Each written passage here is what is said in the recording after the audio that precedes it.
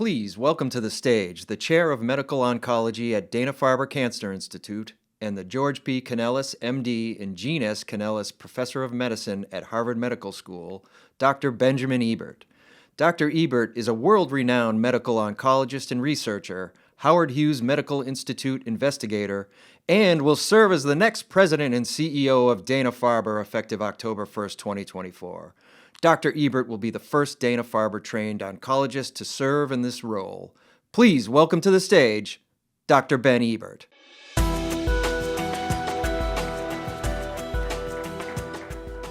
Thank you. I didn't take advantage of the walk-on music. I should have walked on as music was playing. Thank you for the introduction. Welcome everybody to the 2024 Dana-Farber Cancer Institute Presidential Symposium. I am extraordinarily honored, as the voice from above said, to serve as the next president and CEO of Dana-Farber. And I'm so honored. Thank you.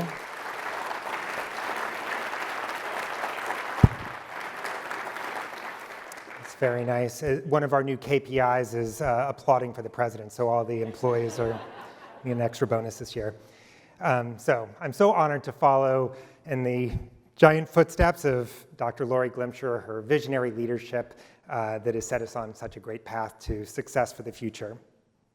This is Lori's 9th presidential symposium, and I am grateful that she asked me to participate this year. I'm looking forward to inviting her to the stage later today, and we are entering a period of celebrating Lori's tenure in the coming weeks and months, probably far more than she's comfortable doing. 2024 marks the final year of the Dana-Farber campaign, which has been phenomenally successful, one of the largest campaigns in history, focused entirely on cancer. And when I look around the room today, you can see the power of the Dana-Farber community, the patients, the caregivers, the faculty, the staff, the volunteers, and the extraordinary philanthropic community that supports the Dana-Farber. We want to spend the afternoon celebrating the impact of this community on the Dana-Farber campaign. And while we celebrate what we've achieved so far, we're going to spend the afternoon looking ahead at all the challenges and the opportunities in cancer research and the opportunities and challenges for Dana-Farber. The theme of this year's program is a patient-first approach to the future of cancer care. Dana-Farber is taking bold steps, leading in many new directions. As you all know, we have a proposed new cancer-only hospital. We are expanding our ambulatory practice. We are leading in the development of novel therapies for cancer, which span an enormous range from immunotherapies to targeting proteins that used to be considered undruggable to various antibody therapies, cell therapies. We're leading in early detection and interception, supportive oncology, all driven by the extraordinary people who are so dedicated to Dana-Farber and work at Dana-Farber, and so eager to share that with you today. An outline of today's program is in your book in front of you on the screen, I think, and the main goal as well is for this to be an interactive day, so please ask questions of the faculty and staff around you. Everybody's eager to discuss what they're working on and their thoughts of the future. So we're looking forward to all those conversations. So with that introduction, we'll enter the first part of our program today. And I have the honor of opening our program with a special tribute to Dana-Farber's single largest donor to the Dana-Farber campaign, which is, of course, the Pan-Mass Challenge. I'd like to recognize Billy Starr for his incredible leadership and commitment since the PMC's inception in 1980.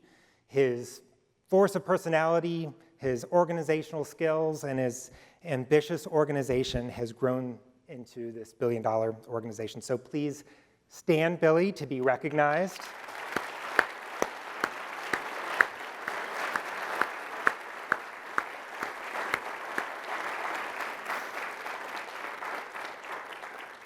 You don't get off that easily. You're going to have to keep standing up. I'd also like to recognize Meredith Beatenstar, the Director of Stewardship and Liaison to Dana-Farber. Yeah, you can all stand. And Jarrett Collins, CEO of the PMC, for his leadership as well. Jarrett.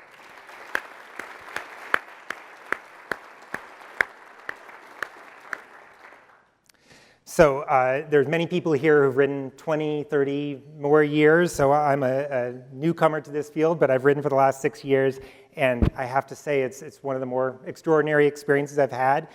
The community that Billy and his team have convened is extraordinary. For even all of us who work at Dana-Farber, exposed to the work of the Dana-Farber every day, to feel the enthusiasm and the support from that community is so meaningful, I think, to everybody who works at Dana-Farber, to all the patients and families who have suffered from cancer.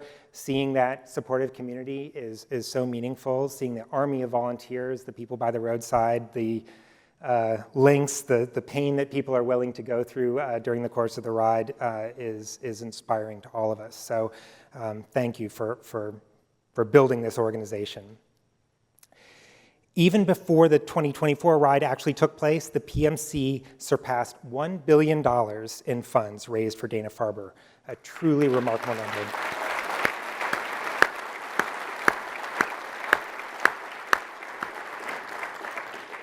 Since this has gone on since 1980 and is such an enormous support, pretty much everything that the Dana-Farber does and has done has been touched in some way by the PMC.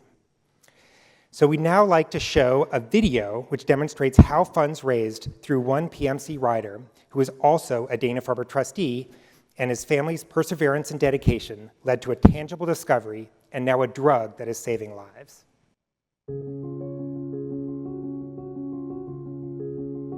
When I was 3 years old, both of my parents were working, and we had a live-in babysitter, and my mom asked the babysitter, hey, Sammy has her annual physical coming up. Is there anything you think I should ask the doctor about? And the babysitter mentioned, you know, I noticed Sammy's not really using the right side of her body at all. She was relatively quickly diagnosed here at the Dana-Farber with a juvenile pilocytic astrocytoma, which is the most common form of pediatric brain tumor.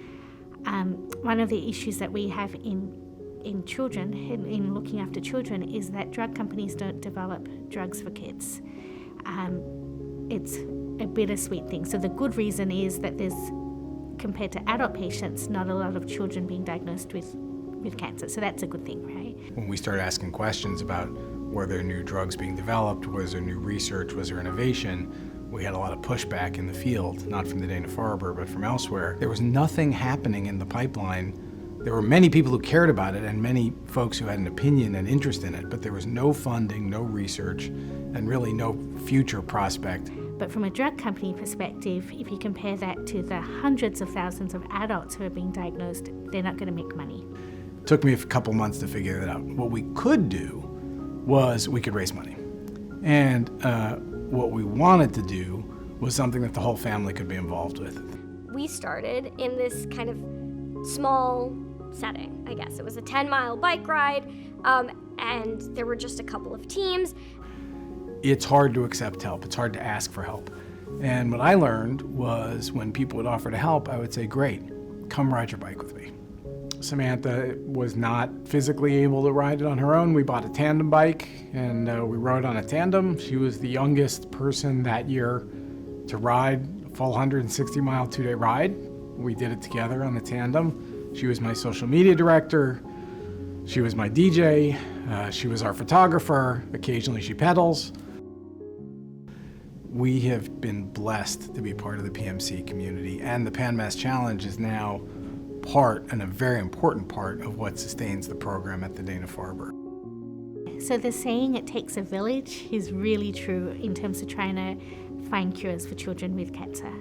And it takes every discipline, right? It takes doctors and scientists and nurses, but it also takes the general community and the people that raise the funds.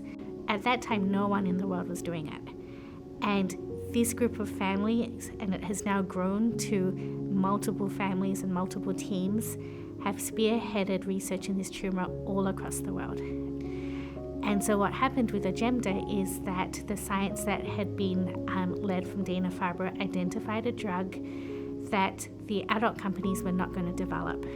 And once Dana-Farber told them that this is an exciting drug, and with money that again was raised by the families. This was 100% led by philanthropic efforts. We're able to do trials to show that there was some signal there.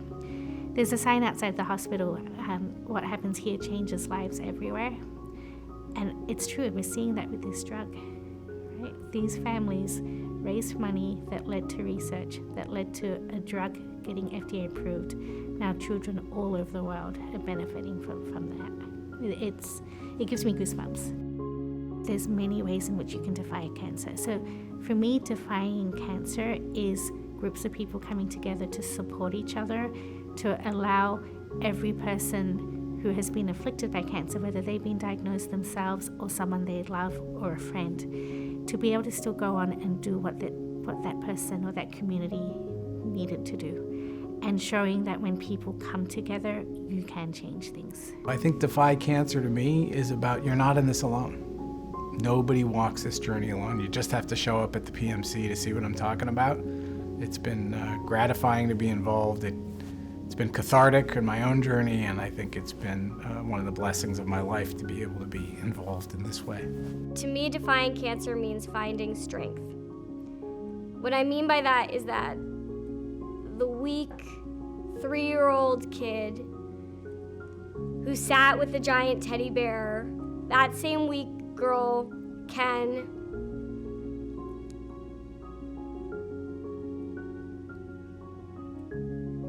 do things that she never thought that she would be able to do. I think defying cancer is finding your inner strength, whether it's leaning on your support systems, whether it's trying things you've never tried before, not letting the cancer define you, but instead forging your own path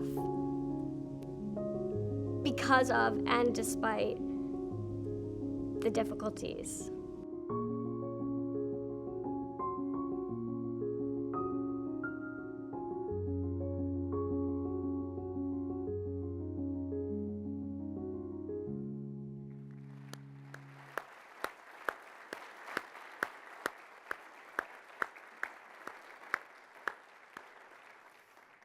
What an amazing story and a beautiful video.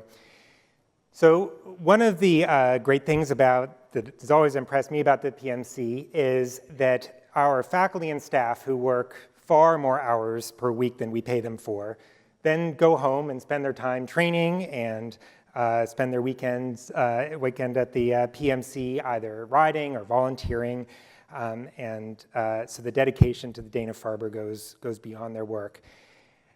To share the breadth of support for the PMC in this room, I'm going to call out a number of groups. When I call out your group, please stand up, and when everybody's standing, we'll recognize you together.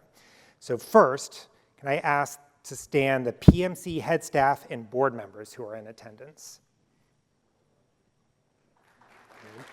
We'll do a big clap at the end, too.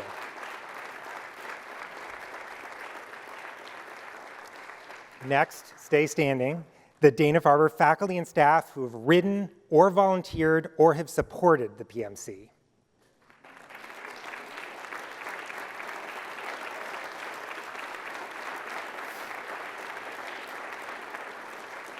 Now the trustees, everybody still standing, got it.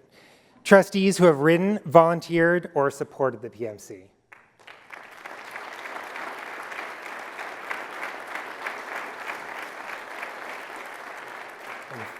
Finally, any other attendees who have ridden, volunteered, or supported the PMC. All right.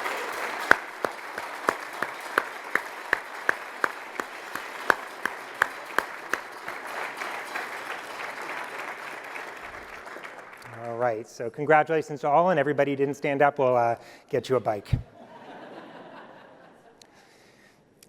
So, thanks again to the PMC for being 1 in a billion.